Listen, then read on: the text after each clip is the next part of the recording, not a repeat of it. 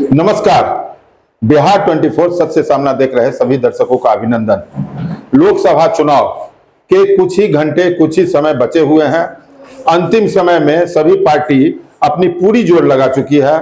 जदयू के तरफ से उम्मीदवार रामप्रीत मंडल के पक्ष में व्यवसायिक एवं उद्योग प्रकोष्ठ के प्रदेश अध्यक्ष सह जदयू के कोषाध्यक्ष ललन सराफ झंझारपुर लोकसभा में कैंप कर रहे हैं। उस कैंप करने के दौरान आज अंतिम समय में वे बिहार 24 से रूबरू हुए, अपनी स्थिति को बताया। यह भी खुले मन से स्वीकार किया कि जदयू के जो निवर्तमान सांसद हैं रामप्रीत मंडल जी, उनके प्रति लोगों का आक्रोश है, लेकिन जनप्रतिनिधि के प्रति जो आक्रोश होता है वो सामने जाने पर शांत होता है। और पुनः ये व्यवसायिक वर्ग से अच्छी तरह मिले हैं। उन्होंने स्पष्ट रूप में कहा है कि झंझारपुर में डबल पावर मिल रहा है। संजय झा जो यहाँ राज्यसभा के सांसद हैं, रामप्रीत मंडल सांसद जिताने की उन्होंने अपील की है। उन्होंने बताया कि किसी भी लोकसभा में एक सांसद होते हैं, यहाँ रामप्रीत मंडल अगर जीत के आते हैं तो दो सांसद होते हैं। अन्य विभिन्न बातों पर उन्होंने खुल के बात की है, राज्य स्तर पर भी बात की है। अंतिम समय में उन्होंने क्या अपील की है और इस चुनाव के परिप्रेक्ष्य में माननीय ललन सराफ जी क्या सोचते हैं, मैं आपको खुद उन्हीं से सुनवाता हूँ। झंझारपुर लोकसभा में लगातार कैंप कर रहे हैं और 2 दिन के बाद मतलब परसों मतदान होना है। क्या स्थिति यहाँ फीडबैक मिल रही है? क्योंकि हमारी टीम जब क्षेत्र में जाती है तो आपके जो उम्मीदवार हैं अभी जदयू के लगातार निवर्तमान सांसद, उनके प्रति लोगों का कुछ आक्रोश दिखता है। और क्या आप भी ऐसा महसूस किए हैं और आपकी कैंडिडेट की स्थिति क्या है? आपने बात ही शुरुआत की एनडीए के प्रत्याशी को लेकर के जी, तो सबसे पहले मैं स्वीकार करता हूं कि एनडीए के प्रत्याशी रामप्रीत मंडल जी से पूरे लोकसभा क्षेत्र में असंतोष का भाव देखने को मिला। और उसमें पहली शिकायत थी कि उन्होंने समय नहीं दिया जी। तो 2 साल तो कोरोना में बीत गया और कुछ वो बीमारी की भी बात करते हैं, लेकिन मैं ये मानता हूँ कि जनप्रतिनिधि को जितना समय देना चाहिए उन्होंने समय नहीं दिया। इसलिए अधिकांश जगहों पर हम लोगों के पास ये बात आई कि जनप्रतिनिधि सांसद ने झंझारपुर लोकसभा को समय नहीं दिया, कम दिया, ये शिकायत आम आई है। लेकिन इसके साथ ही हम आपको बताना चाहेंगे कि झंझारपुर खुशनसीब है अब कि कल ही एक नए सांसद ने घोषणा की कि मैं झंझारपुर को गोद लेता हूं। अभी आपको मालूम होगा कि जदयू को एक ही सांसद सीट मिली थी राज्यसभा में और यहीं के माटी के लाल संजय झा जी सांसद बनाए गए जदयू कोटा से। तो उन्होंने कल लोकी बाजार में घोषणा की कि मैं झंझारपुर की सारी समस्याएं, सारी बातों पर मैं गोद लेता हूं झंझारपुर लोकसभा को और सारा समय दूंगा। कल वहां के व्यापारियों ने अपनी जो समस्याएं बताई तो देखिए, फास्ट एक्शन ग्रामीण सड़क के बारे में बताया तो आज पटना से फ्लाइंग स्क्वाड उस ग्रामीण सड़क के लिए निकल चुका है। वहाँ कस्टम ऑफिस की बात आई, वहाँ कुछ डकैती वगैरह हुई थी, उसकी चर्चा चली। तो संजय झा साहब ने स्वीकार किया है कि हम पूरा समय झंझारपुर लोकसभा को देंगे। अब रामप्रीत मंडल जी एनडीए के कैंडिडेट हैं। हम लोग अनुरोध कर रहे हैं कि रामप्रीत मंडल जी को आप वोट दें और मोदी जी और नीतीश जी को मजबूत करें, केंद्र की सरकार और राज्य सरकार को मजबूत करें। अब की बार 400 पार का जो नारा है उसको सफल करें और साथ ही साथ नीतीश कुमार का नारा है कि अब की बार 40 का 40।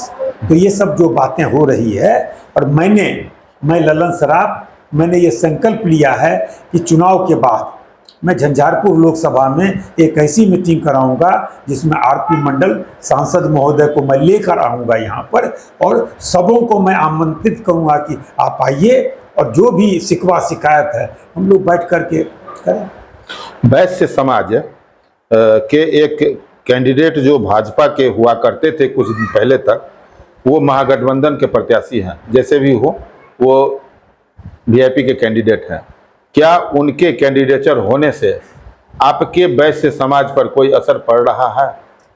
ये बात बराबर बताई गई कि विपक्ष में जो वैश्य समाज का कैंडिडेट है तो उससे परेशानी होगी। लेकिन जब हम फील्ड में जा रहे थे तो हमने देखा कि जिस गठबंधन से वो प्रत्याशी हैं उसका जो बेस वोट है वो तो कहीं अलग जा रहा है जी। तो अब तो उनको हम सिर्फ वोट कटवा मान रहे हैं और वैसे समाज में हम ये संदेश दे रहे हैं कि मोदी जी और नीतीश जी को देखिए, जो 18 साल तक निरंतर काम किए हैं, 10 साल तक मोदी जी ने काम किया है। बिहार का बजट 23,000 करोड़ से 2,68,000 करोड़ हो गया है और वैश्य समाज की हित चिंता, 24 घंटा बिजली, अमन चैन का माहौल। तो जो वैश्य समाज को मदद करता है उसको देखिएगा। यही नहीं, आपकी बात में मैं एक और ऐड कर रहा हूं कि दिल्ली से भी एक व्यक्ति वैश्य समाज का आके खड़ा हो गया है और वो कहता है कि किसी तरह मेरा जमानत बचा लीजिए। राजनीतिक जीवन में पहली दफा हमने सुना कि कोई प्रत्याशी लड़ रहा है जमानत बचाने के लिए। तो वैश्य समाज एकजुट है। जब मैं आया और तब से लेकर आज तक जितनी मीटिंग में गया, अंतिम स्वर यही है, मोदी नीतीश और यहाँ तिरछा। झंझारपुर बेहतर है। आप तो पूरे बिहार को डोमिनेट करते हैं और राज्य स्तर पर मुख्यमंत्री के काफ़ी करीबी माने जाते हैं। वर्षों से आपका उनका साथ है। बिहार में क्या स्थिति होगी जदयू की? 40 में 40 होगी। उसका कारण है कि एक किशनगंज में हम लोगों को समझ में कुछ आ रहा था शुरू में, लेकिन पिछली बार हमारा कैंडिडेट जनता से जुड़ा हुआ नहीं था और इस बार जो मुजाहिद साहब थे उसको मुस्लिम समाज का अधिक से अधिक वोट मिला है। वो एकदम जनता के बीच का हमारा प्रत्याशी था, तो इसलिए हम लोग किशनगंज भी जीत रहे हैं। तो 39+1 40 की 40 सीट हम लोग जीत रहे हैं। आज जहां बात कर रहे हैं हम आपसे, यहां से 17 किलोमीटर दूर 1 घंटा पहले तेजस्वी आए हुए थे। उन्होंने बताया मंच से कि चाचा की मैं बहुत इज्जत करता था, करता हूं और करता रहूंगा, जिससे उनका संदेश जा रहा था कि मैं चाचा पर, कुछ लोग बोल रहे थे फिर डोरे फेंकेंगे। आपके मुख्यमंत्री इधर उधर करते रहे हैं, क्या तेजस्वी का इशारा फिर उस ओर है या मुख्यमंत्री अस्थायी रहेंगे? चुनाव के समय में ये बोले जाने वाली बात है। हमारे मुख्यमंत्री जी हर मीटिंग में यह बोलते हैं और जो बोलते हैं वही करते हैं। बीच में जो भटकाव हुआ था वो आप जान रहे हैं कि उस समय कौन सा मॉडल जदयू पर आ गया था, जिस कारण से नीतीश कुमार जी को परेशानी हुई थी।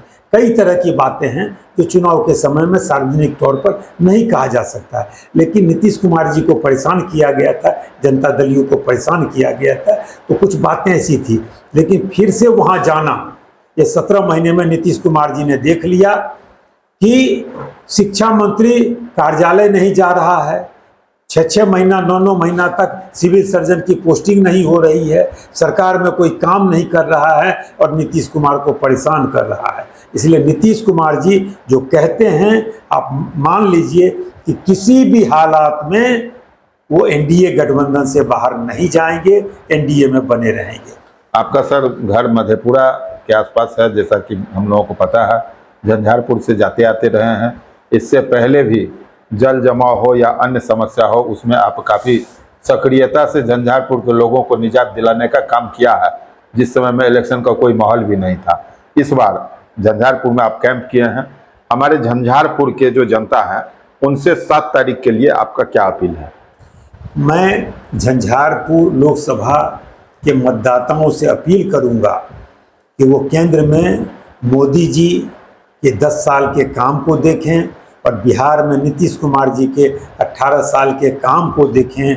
इन लोगों ने 44 विभागों के माध्यम से 500 से अधिक योजनाएं, जल जीवन हरियाली, एक शंकर भगवान भगीरथ थे और दूसरे नीतीश कुमार जो गंगा जल फरक्का जाने के बदले में जो उन्होंने जल जीवन हरियाली और गंगा जल का सदुपयोग किया, अब वो गंगा जल को नहरों में पानी डाइवर्ट करेंगे। आपके बारे में सोचते हैं, मतदाताओं के बारे में, मतदाताओं के परिवार के बारे में सोचते हैं। हर घर बिजली लगातार और इतनी अनेक योजनाएं हैं। तो मैं मतदाता भाइयों से अपील करूंगा कि यहाँ मोदी जी का चुनाव चिन्ह तीर छाप है, नीतीश कुमार जी का चुनाव चिन्ह तीर छाप है। एकजुट होकर एनडीए के प्रत्याशी को वोट दें। गर्मी बहुत ज़्यादा है, अपने स्वास्थ्य का ख्याल रखें, बूथ के आसपास पानी की व्यवस्था रखें। यदि बीएलओ ने पर्ची नहीं बांटी है तो पर्ची की व्यवस्था देखें, या 1950 पर जो संदेश दे करके पर्ची ली जा सकती है, या जो 12 विकल्प है उसका इस्तेमाल करें। वोट अवश्य दें। और यह जो स्लोगन है कि पहले मतदान तब जलपान, इसका संकल्प लेकर अधिकाधिक वोट वो डालें, यह हम झंझारपुर की जनता से अपील करते हैं। जी सर, धन्यवाद। जी नमस्कार। ये चुनाव मेरा आग्रह है कि जो लोकतंत्र में हमें जो अधिकार मिला है वोट डालने का, 18 वर्ष से उम्र के सभी लोग अपने मत का प्रयोग करें। आपका वोट देश के लिए होता है। लोकतंत्र बहुत बड़ा एक उत्सव है, 5 वर्ष पर आता है, और ये हमारा दायित्व बनता है, हमारा कर्तव्य बनता है कि हम अधिक से अधिक संख्या में अपना मतदान हम करें। तो जरूर आप निकलें। 7 तारीख को अपने क्षेत्र में चुनाव है, आप अधिक संख्या में निकलें और अपना वोट का प्रयोग करें। धन्यवाद। प्रेम मेरा देश के लिए है, धड़कता दिल ये मेरा देश के लिए। सो आज वचन है मेरा, सो आज वचन है मेरा, हम वोट देने जाएंगे, हम वोट देने जाएंगे देश के लिए, हाँ देश के लिए, हाँ देश के